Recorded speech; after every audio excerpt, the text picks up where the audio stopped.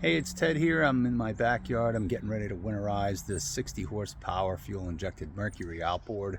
A couple of little things, steering's a little stiff, the throttle needs a little adjustment. I wanted to go over some of the things that you can see on the engine and how we're going to go about and get part numbers and change the filters and the oil and so on. So let's get started here.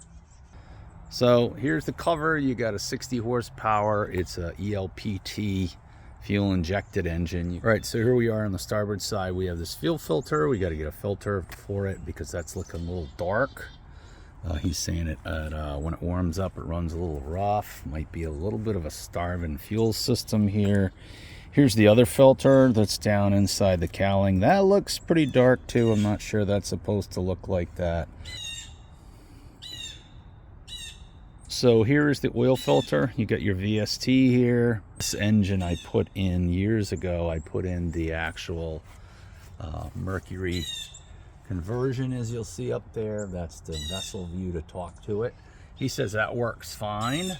Gonna warm it up, and then when we're gonna change the oil filter, I'm gonna take a little I'm gonna poke a hole in the end of this back side of this oil filter and let the oil drain back into the block. It's something I continuously forget to tell you. This makes it a little easier so it's not as much of a mess. Your oil fill here, and then up here we have our distribution for our fuel system. So we have our 4 fuel injectors here. So now we got to also come down here, and he said the throttle has a fast acceleration to it, which means that when he moves the throttle just to a certain point, it accelerates very rapidly. It doesn't give you a little bit of a lag, so we're going to play with that. I re-rigged this boat and put brand new cables in it. This is not too many years ago, maybe 3 years ago. I have to look at my records. We removed the Yamaha board and put this 60 horse on it. Pretty overpowered for the little boat. The other thing was the owner went in here and he rewired the fuel gauge, and as you'll see, I'll turn the battery switch on and it pins. So obviously there's something there we got to look at. All right, so we're going to pull this filter off, and what you need to do is you need to get this off, and this basically is on 2 grommets, and just slide it off, and then it comes right out of your hand. And then you can take an 1 3/16" socket, and that fits right on the filter housing. Just give a little wiggle, it'll go on there, and then unthread it. And once you get it started, the socket's pretty tight. Wiggle the socket off, and then you can take the filter and unthread it out of the housing. Now I don't know when this was last changed, so we're going to look and see. And that filter does look pretty dirty, but the inside of the housing's perfectly clean, so I'm pretty sure that the filtration and the fuel in the tank is in good shape. So we're going to twist this filter because it's got an O-ring on it, and take that out. And then you're just going to take that and then slide it back in the housing with the O-ring on it, and then put the housing cover back on. There's an O-ring in here, and that O-ring looks fine. You can change that. You can change it every time. You can change it every couple of years. I recommend filters are changed every year because of the way gas is today. And then we're just going to thread this back in. Make sure you go nice and easy. I try to go backwards until I feel the filter threads pop in, and then it'll thread in nice and easy. If it threads in hard, back it out. Don't crank it in there. Tighten it down till it's snug. Don't have to go crazy. It is an O-ring seat. Feels good. Slide that back on the grommets, and that filter's changed. Now we're going to go to the other side, and we're going to change the filter that's down below. Okay, so this filter's down here in the housing and has these connections on, which are a little bit of a pain to get at, but you got a little bit of slack here to pull this one up and get it out. The other one, the other fuel line, comes further forward, and there's 3 tie wraps in here. I'm going to cut these out, and I'll put them back in when I'm done. Actually, there's only 2 here, so that's going to let me get this fuel line up here out of the way. so I can get it up higher and I can snap that filter back on real quick. You got a little bit of play on this side. I can pull that fuel line out a little bit, and as you'll see, there's these red tabs, and you have to basically push that red tab in with your finger. So what you want to do is push the fuel line in, push on the tab, and disconnect it. Now this filter is directional, and that filter does go towards from, let's see, I'm going to look at this again, make sure it's installed right. You never know. I haven't checked this yet. So here's this line coming forward, that goes into the pump, and that goes into the injectors, I would say. Yeah. So I would assume that's in. Yep, those are the injectors. So this should be in this direction, towards the fuel pump. Yeah. It looks like it's facing the wrong way, folks, because that's coming out of the fuel cooler and the high pressure pump, and the line is run down and comes into the filter this way. It goes around over here, and then it goes into the pump, into the injector. So whoever put this in last installed it backwards. So here's the filter, and the arrow's pointing this way and the fuel's going this way. Somebody's been in here, they put it in the wrong direction. Now to remove that, simply I like to take the top, this end fuel line off first. This little wire connector is a bit in the way. You can kind of pull the dipstick up a little bit and get that wire connection up a little bit. So this fuel line will come up higher once I get this fuel line off. So I'm going to take and push this fuel line in and push that red tab in at the same time, and then I can take it off. So push it in, push the little tab in, and then pull the fuel line off. So there's the first fuel line that's off. Now what I want to do, because there's fuel in this, right? Grab a rag here, and yeah, fuel's going to drain out of this and make a mess. Okay, so I'm going to let this one go for a second, and I'm going to take this fuel line out, hold it up, put a rag around it. Again, same thing, the little red tab, push in on it, push the fuel line in, and then pull that fuel filter off. It's a quick connect. It is messy, but we got that filter off. Now, since we know that this was facing in the wrong direction, okay, I'm going to put this filter in the right direction, so the arrow's facing in the correct direction. Just push it on there. It's a quick connect. It pops right on. And what I want to do is get down in here with a rag, because there's some gas down here. I'm going to get all that gas out of there before I start it up. Let it air out, so burn well. Get another rag here.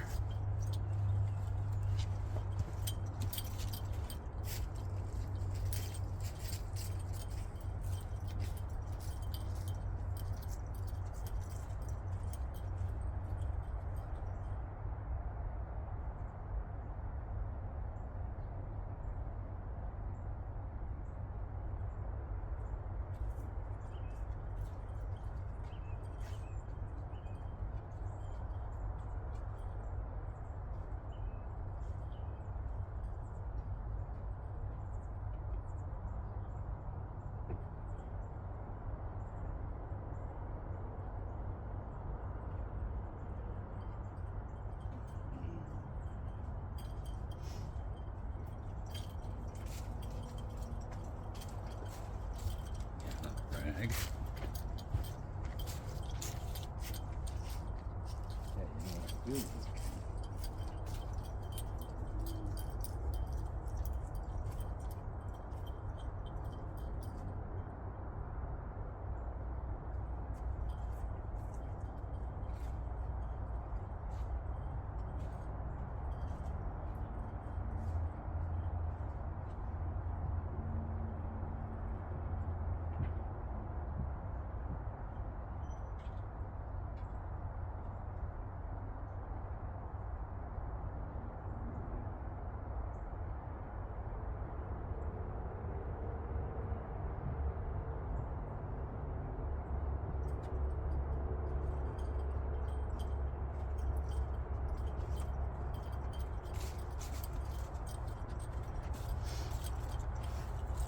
All right, one more comparison is I want to make sure that these filters are the same diameter, and that shaft diameter is 0.31.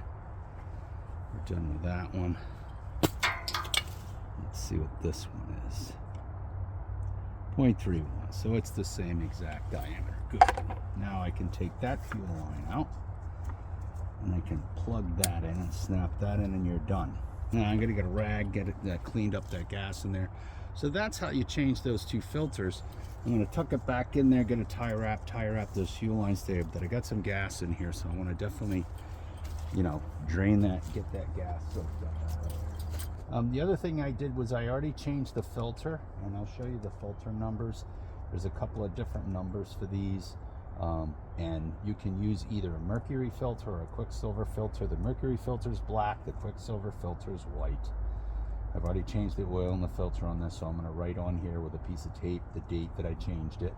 Okay, I'm ready to start taking the spark plugs out, and to do that I've got to get the coils out of the way. What I've done is, because these are coils that fire 2 cylinders simultaneously, basically one's on compression stroke, one's on exhaust, what I've done is I've labeled them. I put a piece of paper here, a little piece of blue tape, and I wrote T1 for top cylinder number 1, B is the lower cylinder for 4, and up here. So it's 2, 3, 1, 4 is how they're set up because of the firing order. So I need to take the bolts out here to get these coils out of the way. I'm going to disconnect these quick connects here, right? And that way I know where these go as well. And interesting, this one's labeled 1, this one's labeled 2. So you can see that T1 and T2 are going to tell me which plug connection this goes to. So once the coils are out of the way, I'll twist the wires, I'll get them out of the way. And the only troublesome one really is the one at the bottom cylinder. We're going to kind of zoom in on that, how we're going to get that out and change it. But you really need to get the coils out of the way to get in here to get the spark plugs in correctly. So let's start on that. All right, so a 5/16 socket will fit these, and I'm just going to break these loose, and then I can spin them out with a gun real quick.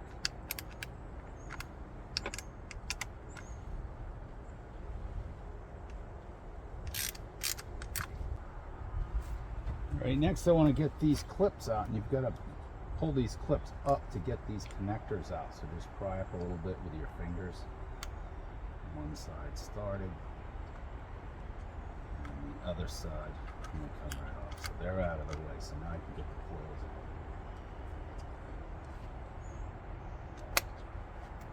I've broken all these loose. A little bin back here. They are different lengths, maybe. Nope, they're the same, so I'm thinking they're all the same. I'm just going to verify that as I take these out.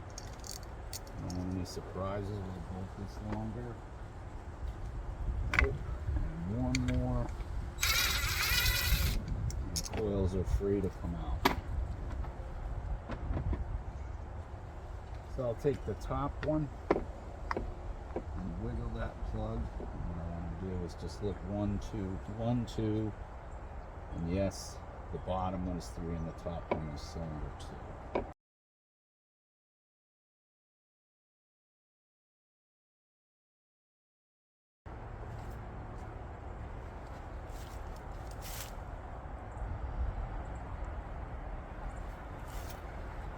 All right, so I got this middle one here, number 3, a little tough. I'm going to use this ancient fuse puller tool I've had for I don't know how long, forever. But it's a GEM electric manufactured pocket size fuse puller. And the part number is at 61, or it's 51-200. But this works great. Get behind it. Yeah, there we go. That tool works really, really well for this. Yeah, this is the one that's the difficult one to get out of course. I'm going to just try to get in here with this other end and get around the bottom of it. There we go. That's it. Comes right up. Okay. So now we've got these exposed. The bottom one will be the one that's the hardest one, and we'll start show you how to get that out of the way.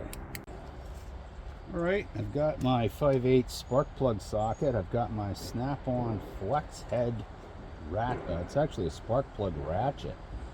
And you can get in here in these spots, especially in automotive.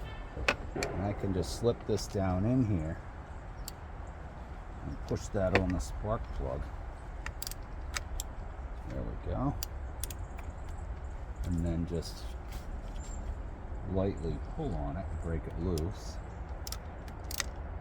And that one's loose, and I'll do the next one. Now at this point we get above here, I can get my extension back out.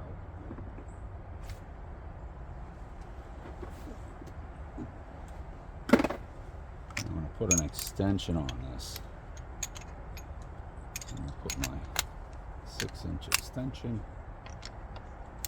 Gets me away from there, and then I can break these all loose.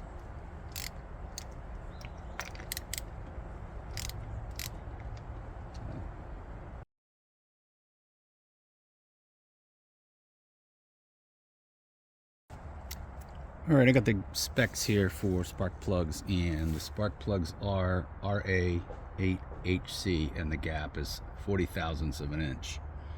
The torque of the spark plugs is 150 inch-pounds. So if we divide that by 12, that will give us the torque spec in foot-pounds. Alright, so I've got a spark plug gapper here, and I'm going to slide this in, and it's 40 thousandths, so this doesn't get past like 25. So I'm just going to hold this and pull up gently on it. There's 35. A little more. And there's 40, so it just goes right in and slides around to, so as you can see, it slides around to 40 and then it stops. So that's what we want. So I'll gap all these to 40 thousandths and then we'll put them back in.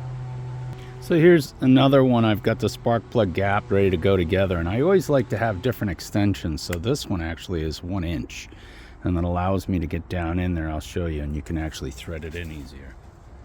So that bottom one is the one that's difficult to get at. And I'm just going to slide that in there. Get it started by hand.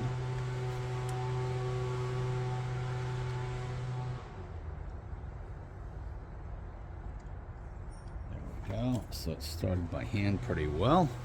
And that 1 inch extension helps me reach in here just with my fingers to get it started. And these, I got to thread this one all the way in by hand. I don't have a choice because there's no clearance really in here for this. All right, to torque it, I've got my snap-on flex heads. And I've got it set for 150 inch-pounds right there. So we're going to slip this in here, because it's a flex head. It gives me the room to actually get on there. And now what I can do is just torque it. And preferably in one motion is what you want to do. So let's see. I'm not going to make it. And it is a compression one, so it's really important that these get torqued properly. So we're getting closer. I could probably put a little bit longer extension on it, but we're almost to 100. Okay. 105.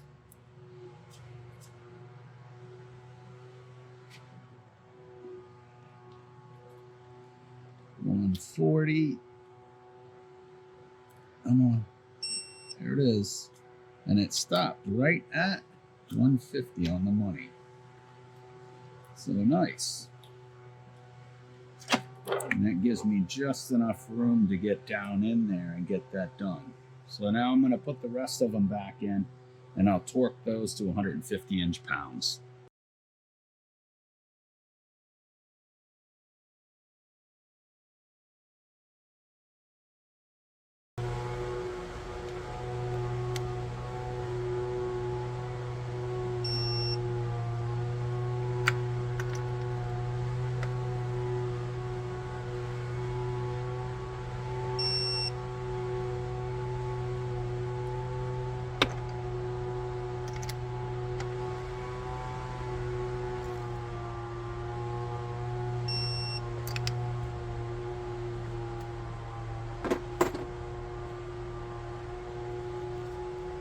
So the last one I got it at right on the money.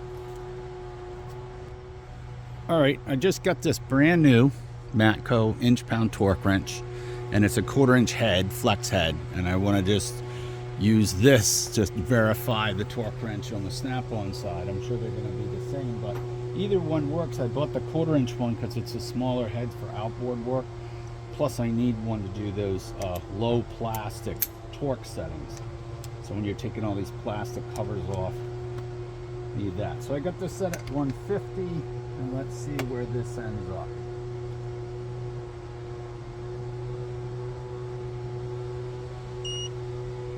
Yep, same thing. Right there.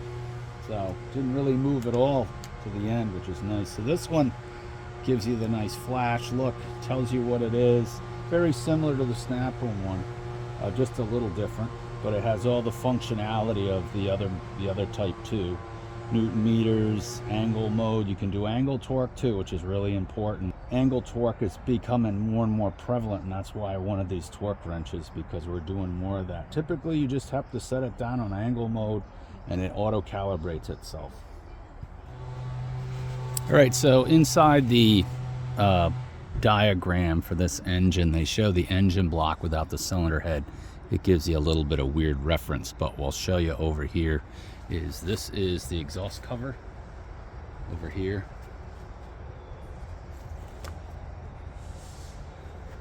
All right, so this is the exhaust cover. Up here is the thermostat housing. We're going to pop that cover off because I want to change the thermostat while I'm here. So I've got the gasket, I've got the thermostat ready to go. Behind that is going to be the cover, and the torque spec for this is going to be the first pass, it says, is 53 inch-pounds, and the second pass is 106 inch-pounds. And those two bolts are labeled 7 and 11. Now, if I take those out, obviously, I'm not going to retorque the whole thing. I'm just going to retorque these to 106 inch-pounds is what we're going to do. Okay, so I'm going to pull that cover off. I got a couple little tie wraps here I got to cut to get that out of the way. I'll get that cover off next. I'm leaving the coils out of the way for right now. We're going to put that back on when we're done, but I want to get this off and show you that next. Right, so 10mm socket, break them loose, and they're tight. That one's loose. This one's not feeling the love. Nope. So I'm going to get a hammer, and I'm going to try to take a punch and punch on this some to shock it loose, because this one doesn't want to come loose. This one is frozen in there pretty good. All right, I'm just going to take a punch, brass punch here.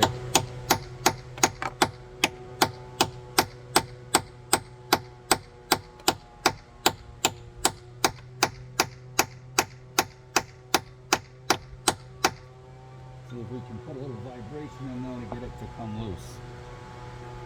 And out. About to find that out, aren't we? Still don't like the feel of that. It's moving ever so slightly, but I'm going to keep tapping on it and see if I can't get this to come loose.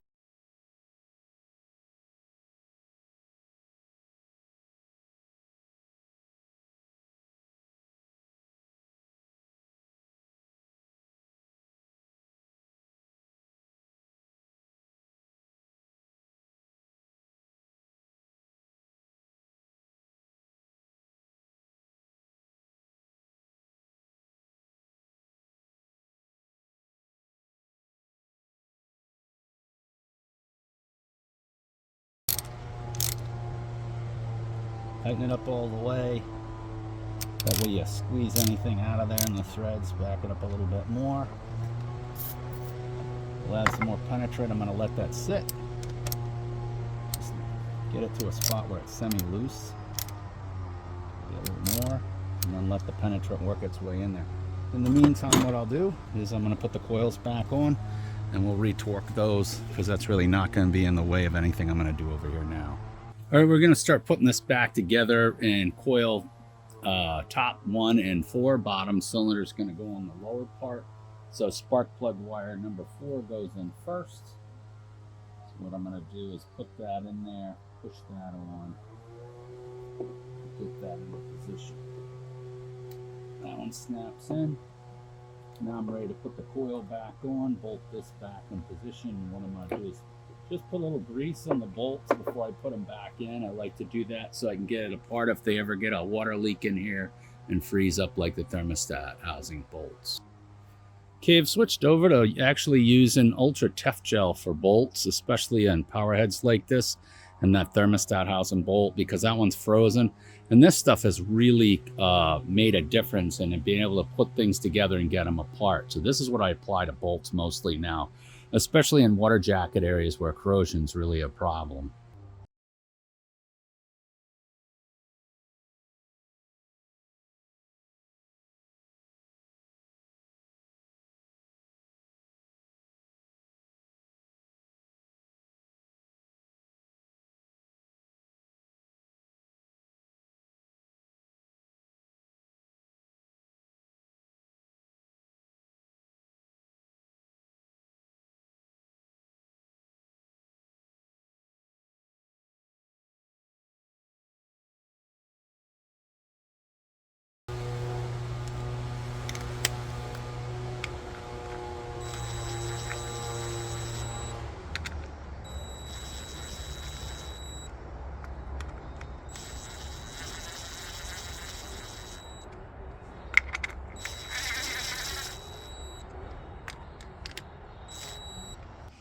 All right, so the torque spec for the holder bolts for your coil, ignition coil bolts, again, this is 8 millimeters or a 5/16 socket, is 75 inch-pounds.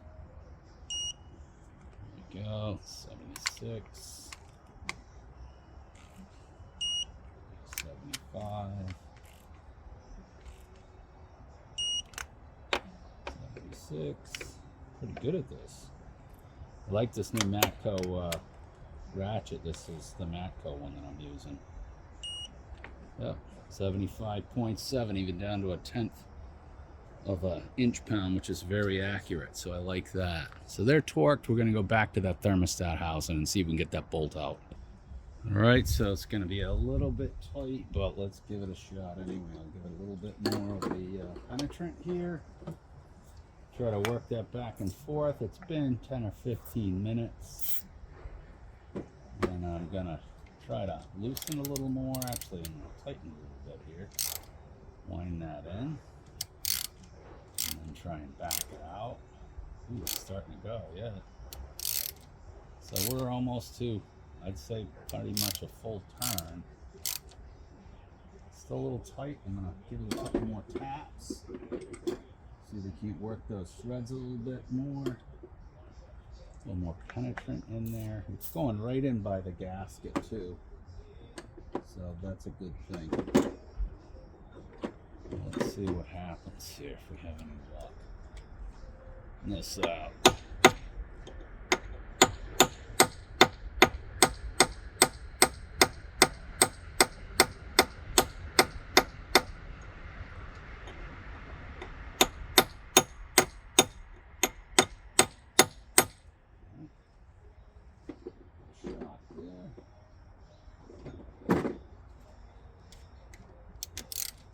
A little bit. Yeah, there we go. I think we're there now.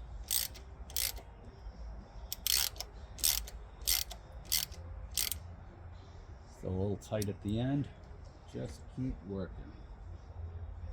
Don't overdo it. Penetrant does all the work. PB blaster, Coil. I couldn't find my Coil. I was looking for it, but I used the spray can, and there it is. Now it comes.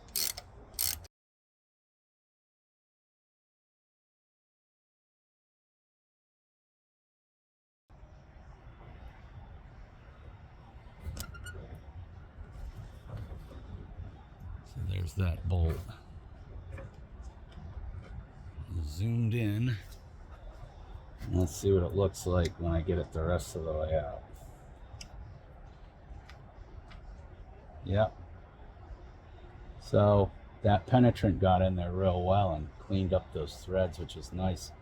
So I'm going to get an air gun, compressed air, shoot a little penetrant in there, and shoot the compressed air in there. A little tube, I've got a little tube blowgun, and try and dislodge any of that corrosion that's in there before I put this back together. All right, I'm going to take the other bolt out real quick, take that cover off, and see what we got for this thermostat. Yeah, that one came out like butter, just a little bit of corrosion on there. You can see it. I don't think anybody has changed it because it's pretty corroded, but this one came right out, which is nice. Now I'm just going to pop that cover off. There's that gasket I got to change, and then here's the thermostat in here. We're going to change that thermostat. That doesn't look real happy, so definitely needed a thermostat after all these years. A lot of corrosion in there, so it is definitely time. All right, I got my air gun here. I put some penetrant in there, and I want to try to clean any of the debris out of there. So I'm going to take my blowgun, slide it all the way in there, put a rag around it just so it doesn't make a mess.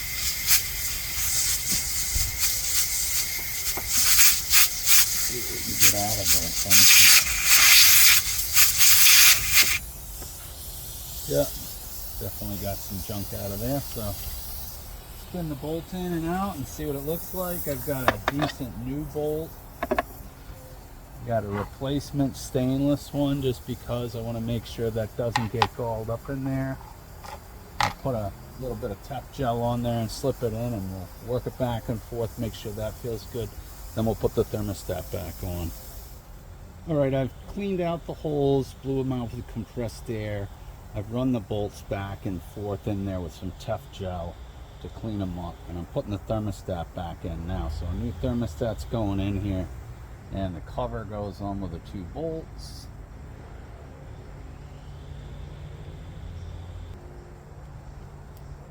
So spin those in, nice.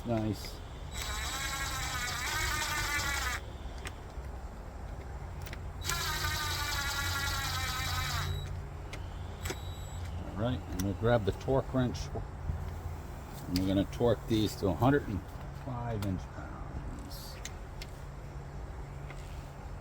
I'm going to go to 75 about first.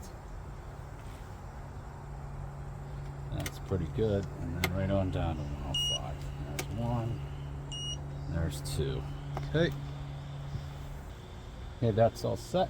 So we've done coil removal, spark plug change. We did the fuel filter changes, oil filter, thermostat housing and gasket, the fuel filter on the other side, and I think we've already run the fuel mix through there, 50-to-1 two-stroke motor oil with some stabilized high test fuel. I'll show you the anodes next. So I wanted to go over the importance of zincs on outboards as well as stern drives a little bit, and a couple things I've run into. And one of them, this is this Mercury 60 I've just winterized and gone through. It was shedding paint at a high rate of speed on the lower unit in certain areas, and on the up towards where it bolts to the midsection. And what I found was basically you have this anode here, and as you can see, it's very oxidized.